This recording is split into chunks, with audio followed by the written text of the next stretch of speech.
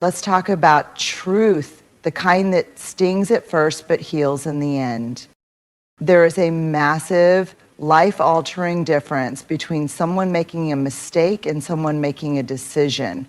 A mistake is rooted in poor judgment, lack of awareness, or an emotional blind spot. It's what we do when we're human, messy, and still growing. A mistake says, I didn't know better in that moment, but I wish I had. But a decision, that's different. A decision says, I knew this would hurt you, and I did it anyway. A decision is calculated, it's measured. Sometimes it's even wrapped in charm or dressed up in good intentions. But no matter how it looks on the outside, when someone chooses to cross a line that they know matters to you, it's not a mistake, it's betrayal. And when you try to treat a decision like it was a mistake, you end up betraying yourself. You rationalize their behavior, you downplay your pain. You tell yourself, maybe I'm overreacting. Even when your gut is screaming, you put your empathy in the driver's seat and your boundaries in the trunk.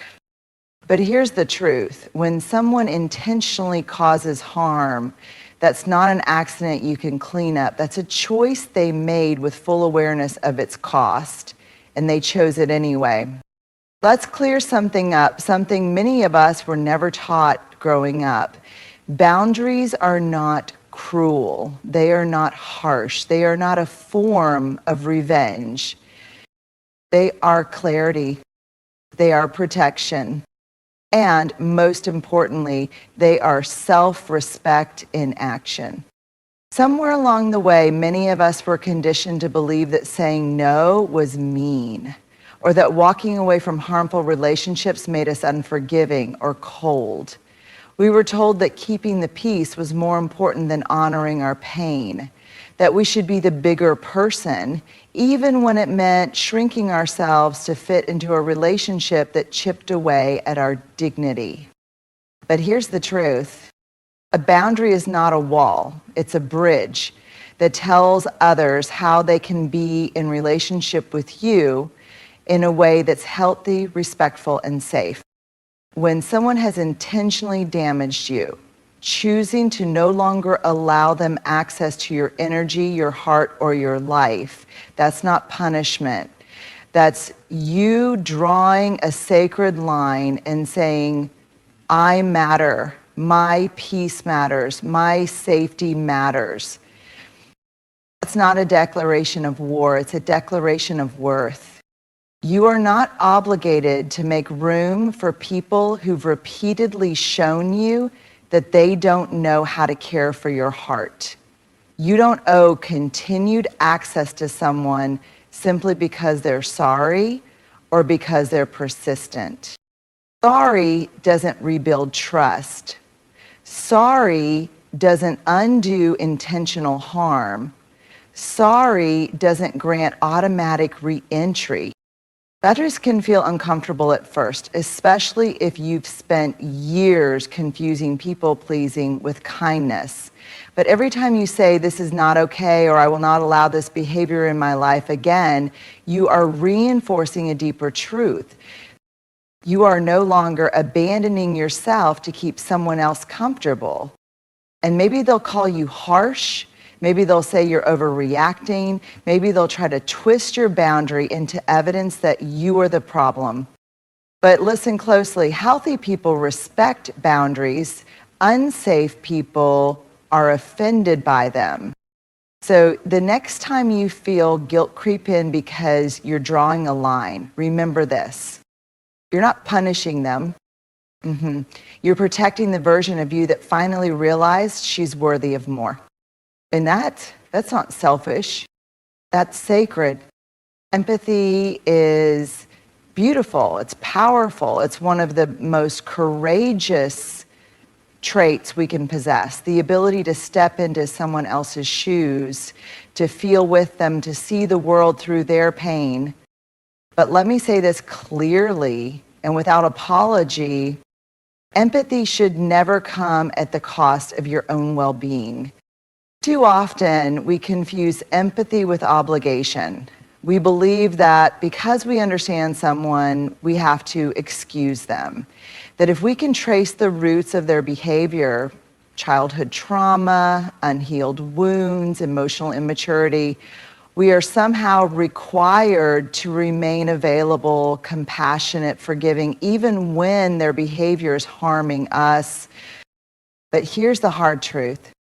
You can understand why someone hurt you and still choose to walk away.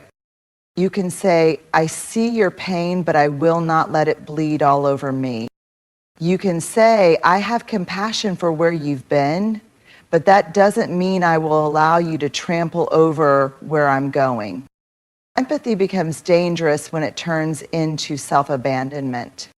When you silence your own needs in the name of being understanding, when you dismiss your hurt with they didn't mean to, even though they showed you they didn't care to stop, when you stay not because it's healthy, but because you feel guilty for leaving someone who's clearly still broken.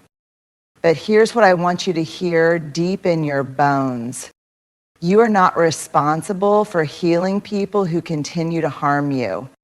Empathy is a bridge to connection, not a contract for self-sacrifice. You can feel for someone and still protect yourself. You can love someone and still say, not like this. You can hope the best for them and still say from a distance, empathy doesn't mean you have to invite them back in. It doesn't mean you have to absorb the consequences of their choice. It doesn't mean your heart has to keep stretching until it snaps. And if you were taught that loving someone means enduring their pain at your own expense, let me gently and firmly tell you, that's not empathy. That's erasure. Real empathy includes you too. It's not only about honoring someone else's story, it's about honoring your own voice, your own needs, and your own emotional safety. So keep your heart soft, stay compassionate, but never again confuse empathy with a permission slip to betray yourself. The kind that isn't tidy or tied up with a bow, or the kind that doesn't lead back to the same person who hurt you. Forgiveness is not a reunion. It is not a second chance. It is not an invitation to return to what broke you. Forgiveness is a process of release, not return. It's you choosing to put down the weight of resentment so it no longer poisons your peace. It's you saying, I will not allow your choices to have power over my nervous system, my future, or my voice any longer. That we've been sold a dangerous lie, that forgiveness is only real if it ends in reconciliation, that if you've truly let go, you should also let them back in. But here's the truth. Forgiveness happens in your heart. Reconciliation happens in a relationship. And those are two entirely different things. One can happen without the other. In fact, sometimes it must. Forgiveness is a solo act. It's deeply internal. It's for you, not them. It doesn't require an apology.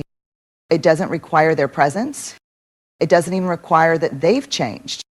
Because sometimes the people who hurt you will never take responsibility. Sometimes they will rewrite the story to cast themselves as the victim. Sometimes they'll expect you to move on without ever doing the work of repair. And in those cases, forgiveness is not saying it's okay. Forgiveness is saying it's over. You don't get to hold space in my mind anymore. Letting go does not mean forgetting. It means remembering without reliving.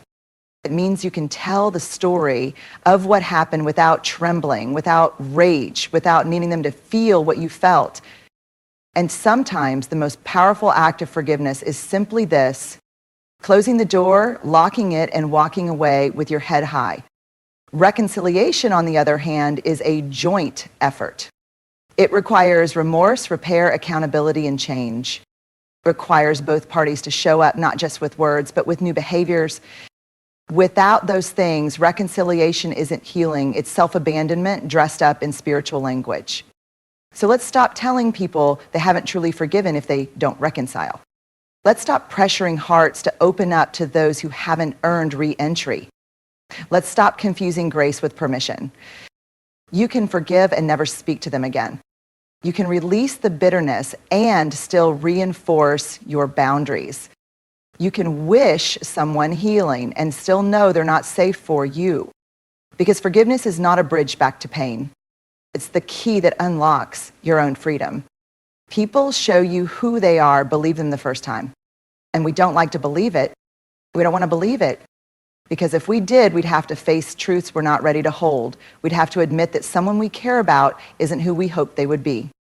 But here's the hard truth wrapped in compassion. People show you who they are, believe them the first time, not the version they post on social media, not the version they become when they're trying to win you back, not the version they promise to be someday, the version they are when no one is watching, the version that shows up when they're angry, when they're not getting what they want, when they're faced with your boundaries. That version is the truth. And when someone lies, manipulates, betrays, or mistreats you, intentionally believe that, not because you want to stay angry, but because clarity is a form of protection. Their actions are not mixed signals. You're just hoping for a different translation.